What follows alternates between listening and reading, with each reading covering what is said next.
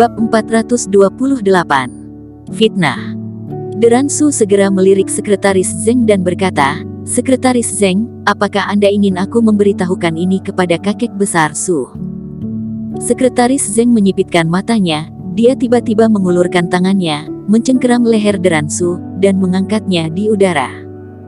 "Memangnya kamu siapa? Berani berbicara omong kosong di depanku, kenapa? Apakah kamu sudah bosan hidup?"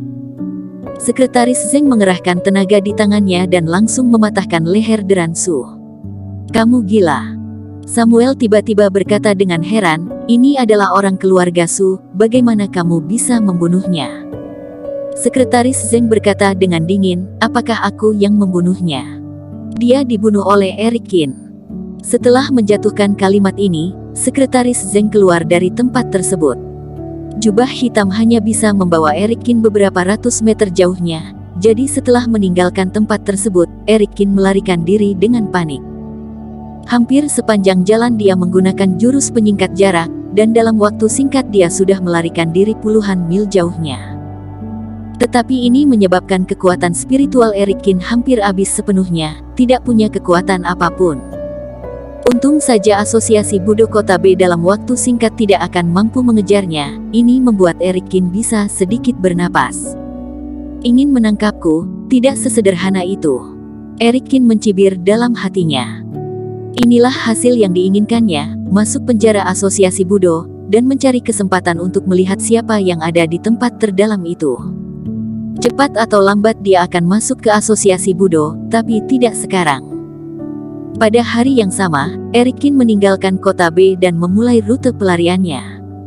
Setelah asosiasi Budo Kota B mencari dalam waktu yang lama, tetap tidak menemukan Eric Qin. Sampah. Samuel sangat marah, Eric Qin ternyata memiliki artefak luar angkasa. Samuel sudah menggunakan segala cara, tetapi dia tidak menyangka bahwa Eric Qin akan memiliki artefak luar angkasa dan langsung melarikan diri. "Direktur Chang, apa yang harus kita lakukan sekarang?" seorang anggota bertanya. Samuel meliriknya, lalu berkata dengan dingin, "Posting video itu di forum Budo, aku ingin semua orang melihat video ini." "Siap." Setelah video diunggah, video itu meledak di forum Budo hari itu. "Gila, benarkah ini? Eric Qin ini sebenarnya adalah seorang kultivator jahat. Sudah aku bilang, bagaimana orang bisa maju begitu cepat, melangkah ke Superior Master hanya dalam beberapa tahun? Itu terlalu mengada-ngada. Aku malah menganggapnya sebagai idola, ternyata adalah penjahat seperti itu." Sontak, semua review berpihak pada asosiasi Budo.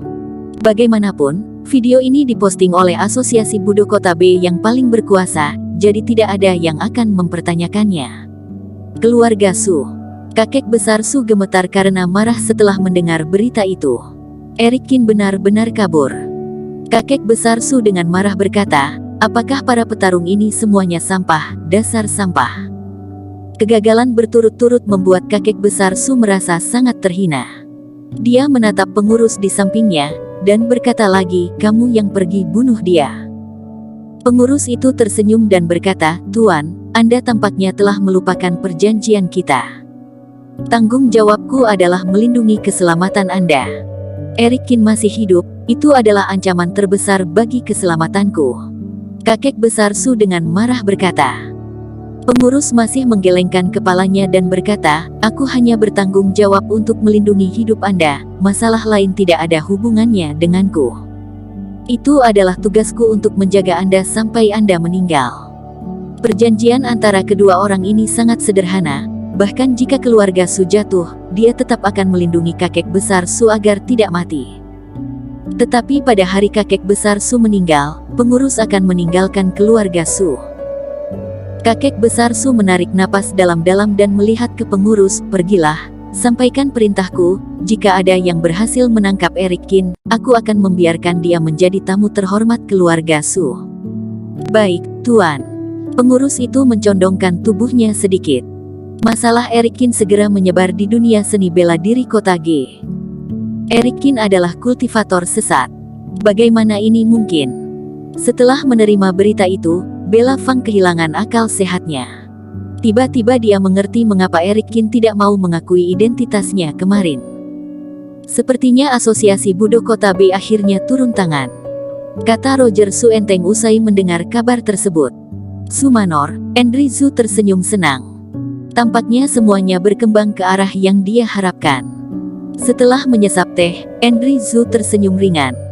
Provinsi Binzu, Kota F. Sejak menaiki kapal feri Erikin, status Kevin Jin telah meningkat. Tidak hanya menjadi tokoh besar teratas di Kota F, tetapi bahkan orang-orang di Kota X pun harus memberinya sedikit wajah. Kak Kevin, gawat. Pada saat ini, anak buah Kevin Jin masuk. Dia berkata dengan panik, Tuan Qin. Tuan Qin, dia dalam masalah. Kevin Jin mengerutkan kening dan berkata, apa-apaan ini, apa yang bisa terjadi pada Tuan Qin? Beneran Kak Kevin. Anak buah itu menyerahkan teleponnya kepada Kevin Jin. Konon Eric Qin membunuh banyak orang dari keluarga besar di Kota B, saat ini sedang diburon. Kevin Jin melihat ke telepon, wajahnya tiba-tiba menjadi sedikit jelek. Kultivasi sesat. Bukankah ini omong kosong? Kevin Jin sangat marah dan melemparkan ponselnya ke tanah. Kak Kevin, begitu Eric Qin tamat, kita juga akan ikut sial, ucap anak buahnya dengan pahit. Selama bertahun-tahun, Kevin Jin mengandalkan Eric Qin sebagai pendukungnya, entah sudah menyinggung berapa banyak orang. Di Provinsi Binzu, tidak ada seorang pun di dunia bawah tanah yang berani menyinggung Kevin Jin. Jika Eric Qin benar-benar tamat, maka Kevin Jin pasti akan menyusul. Tidak, itu tidak mungkin. Kevin Jin membuka mulutnya dan bergumam, Tuan Qin sama sekali tidak mungkin. Jangan percaya rumor, jangan sebarkan rumor. Karena itu, Kevin Jin pulang lebih awal hari itu karena takut akan pembalasan dendam. Dia hanya orang biasa, dia tidak tahu seni bela diri apapun. Bahkan jika dia membawa banyak anak buah, itu tidak berguna sama sekali. Pukul 8 malam, hari sudah gelap. Kevin Jin membuka pintu mobil dengan hati-hati dan berlari masuk ke rumah. Kak Wu, Kevin Jin sudah pulang. Di lantai bawah, ada mobil menunggu Kevin Jin. Pria bernama Kak Wu itu mengangguk, lalu mencibir, Eric Qin sudah sulit melindungi dirinya sendiri, maka Kevin Jin adalah macan kertas. Bunuh dia, maka Provinsi Binzu akan menjadi milikku.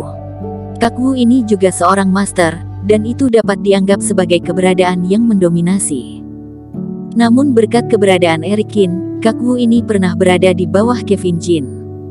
Di rumah Kevin Jin, tidak ada satu lampu pun yang dinyalakan. Dia dengan hati-hati berlari ke sofa di rumah, duduk, lalu menghela napas panjang.